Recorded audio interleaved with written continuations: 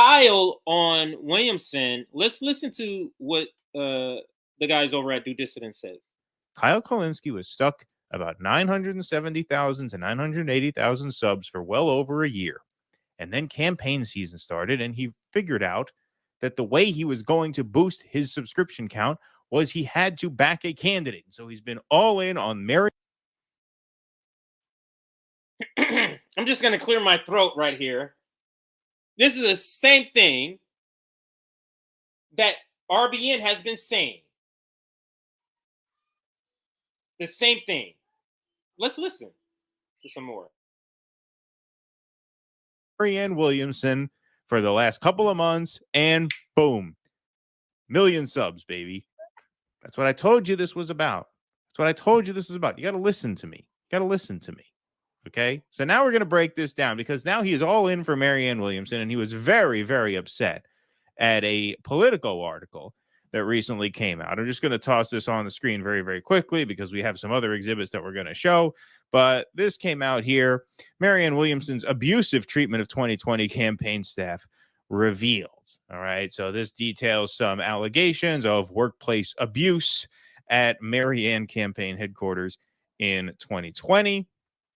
Kyle put out a video tearing this apart, or so he tried.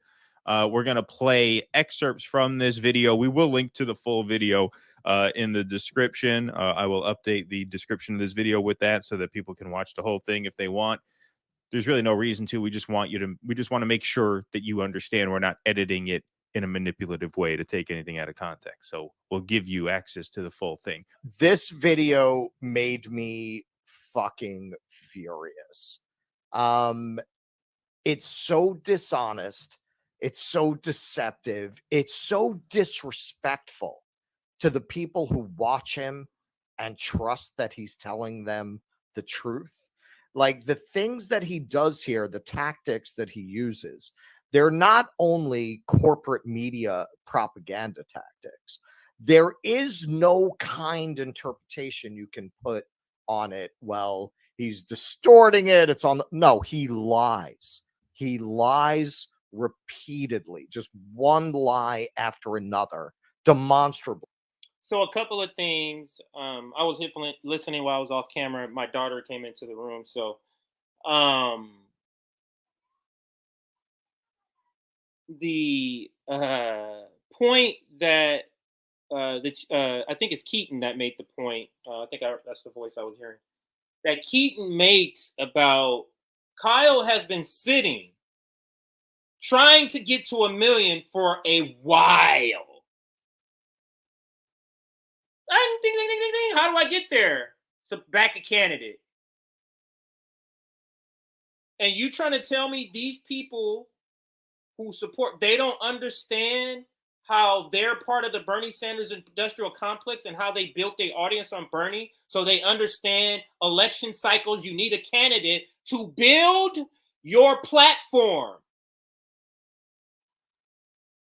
So he's been hovering at 1 million. Literally, people have been joking about it. Jimmy has been saying he's been sitting there, can't get to 1 million for a long time. That's really been a threshold he wanted to get. Magically, the guy who didn't like Marianne Williamson before did a video on that, called her out about her Medicare for All and other things, magically changed his mind, magically is for her, and does more than just tell people, hey, you know, the truth about her. He is literally exaggerating to the point of lies. And that's what Russell makes the point that this is literally, he's literally lying in the video. Now I know which one we're talking about. So let's listen. Throughout this segment. And one thing I'll point out before we get into it, he doesn't, this is unusual not to put up the article text on the screen when you're breaking down an article. He can't, because he's lying. He's lying about what's in the article. If he actually put up the text, it would contradict what he's saying. All right, let's get started here. Marianne Williamson, what do we know for sure? What do we know as a rock solid fact? In the 1980s, when everybody was running away from HIV and AIDS patients at 100 miles an hour. Marianne Williamson was holding their hands and giving them their medicine as they died and giving them love and affection as they died.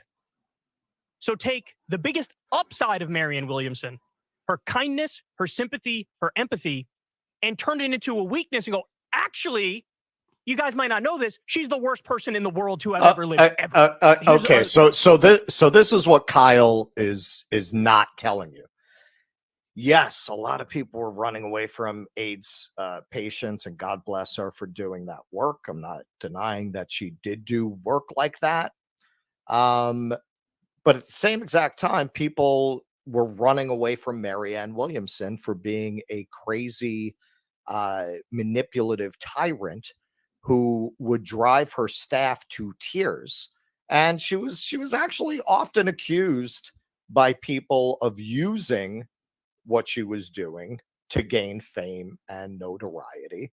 Now, let me interject here, because Russell is not talking about the article written in 2023. Russell is talking about years ago, decades ago, with Marianne Williamson, what she was known as at that time. And the article, I think it was a political article, references the article, the other writings about her in the 80s. I believe it was the 80s. So this is what Russell's talking about, not today's article. Around Hollywood. 2023 article. So we have the first exhibit. Other critics. This is People magazine, 1992. I was off. I said 80s. 1992. Nobody's running for office. She's not challenging nothing.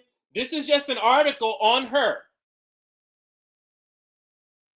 Criticism centers on her high-handed management. Now this is from an article that appeared in People magazine 30 years ago. And you're going to see a lot of similarities as we go back and forth between this Politico article that Kyle is claiming is completely untrue. It's uncannily similar to the complaints that people had about her 30 years ago. They were saying the same exact thing about her back then.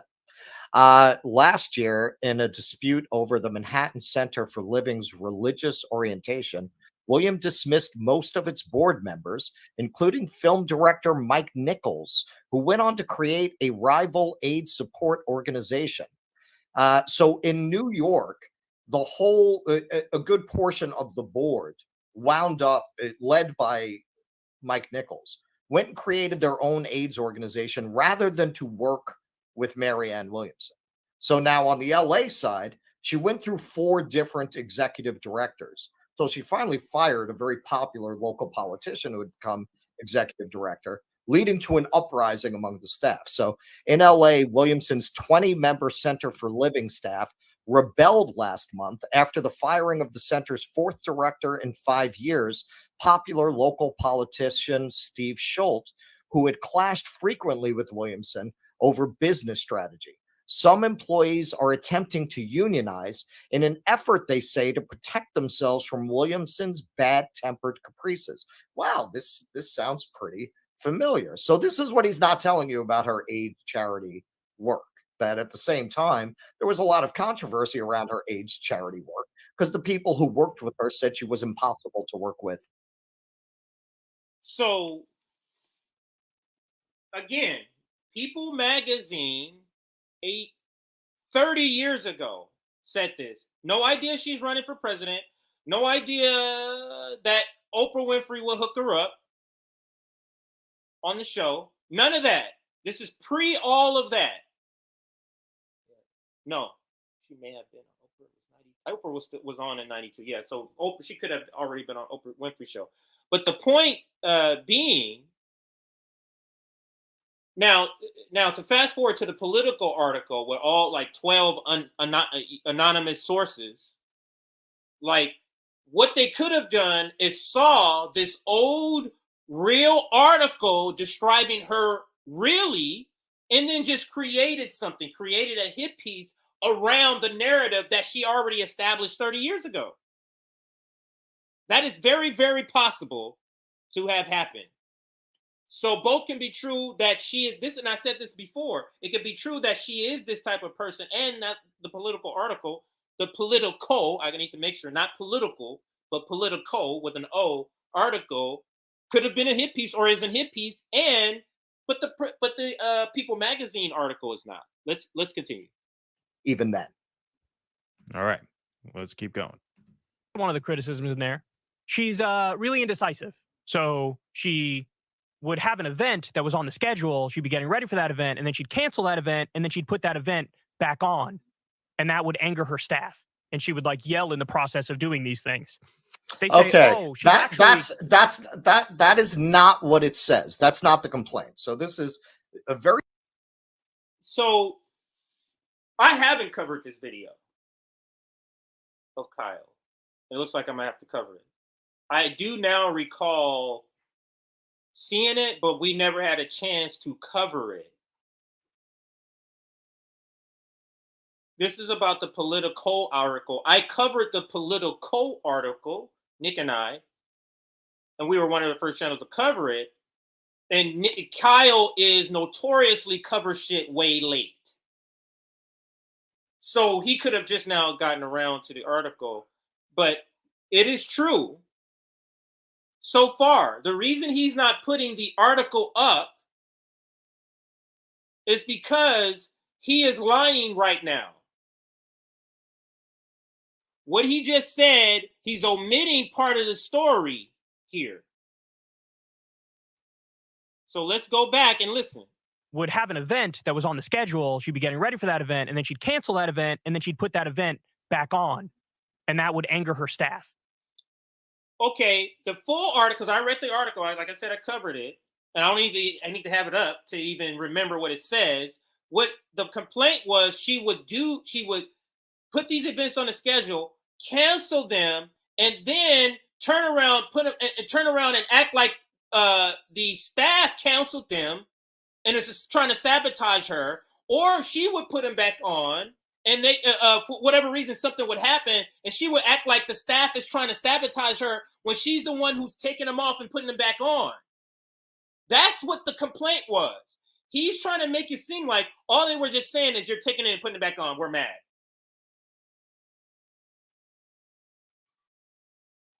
And she would like yell in the process of doing these things. They say, okay, oh, that is not what it says. That's not the complaint. So this is a very sneaky, and he continuously does this, distorts what's actually in the article. Okay, so he's trying to make it kind of vaguely anti-feminist. Oh, they're saying that she's indecisive. No, they're not saying she's indecisive. They're saying she's a fucking abusive maniac. Those former aides said Williamson's behavior was hard to predict. She berated staffers for seemingly inconsequential things, like if they booked a hotel room that had a walk-in shower and not a bathtub, they said. She would tell her staff to cancel an event, only to change her mind a day later and accuse them of trying to undermine her campaign. She obsessed over the physical appearance of, this is another thing, but that's Keaton's road to hoe. She obsessed over the physical appearance of others and ridiculed staffers for being overweight, according to 4 former aides. Williamson said she never mocked anyone for their weight. That's her response. Okay, so you see what Kyle is doing here? Yeah, they say she's indecisive. That is not the meaning of that paragraph. That paragraph is saying that she would change her mind and then abuse her staff for the change. Yeah, for not adapting. That's the point of that paragraph, not what he's saying. Right. He's right, lying. exactly. He just so rude that she mocks people's appearances. So it has and she become goes clear. It's become clear that he's willing to distort this information about this candidate in order for him to reach 1 million subscribers. So regardless of how much money the working class and poor people lose in this, regardless, the professional managerial class, the Bernie Sanders industrial complex got what they wanted. The guy who convinced Marianne Williamson, the guy who recruited her, remember we covered that? Let me convince you to run for president. He literally said that. That's the words he said.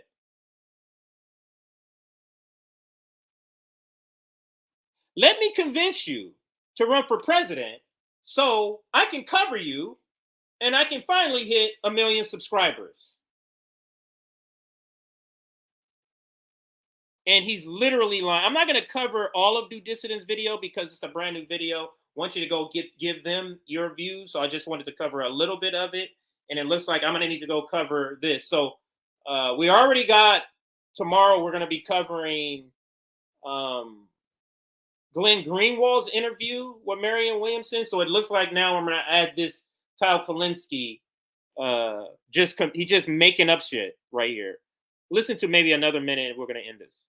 After them for their weight. So she fat shames people. These are arguments that are tailor-made to try to get like a left-wing base to abandon her when, of course, the left-wing base is like the only group in the country right now that's already sort of solid supporters. Turn your strength into your weakness. Okay, no. Lying? No. See, this is where that is a complete lie. See, Kyle, just look at what we're doing. I feel like this is a good frame to pause it on here. There is no base of support for Marianne Williamson. I will remind you once again, she is polling at 0. She's polling at 0.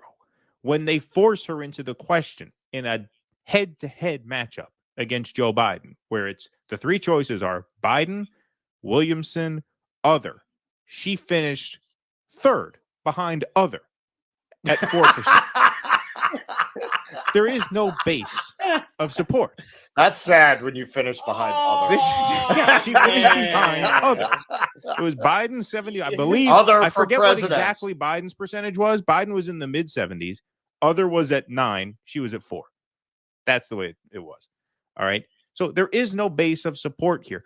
The idea that they are targeting a woke progressive reader who, by the way, what percentage of Politico's readership fits that description? I don't know. The idea that they are targeting her base and trying to get her base of progressives to turn on her by mentioning that she mocked people for their weight is delusional, insane, conspiratorial thinking. They put this article out for one reason and one reason only. It's a nice, juicy gossip story while Marianne's in the news. Yep, that's it. That's it. It's clickbait. That's it. It's clickbait. There is no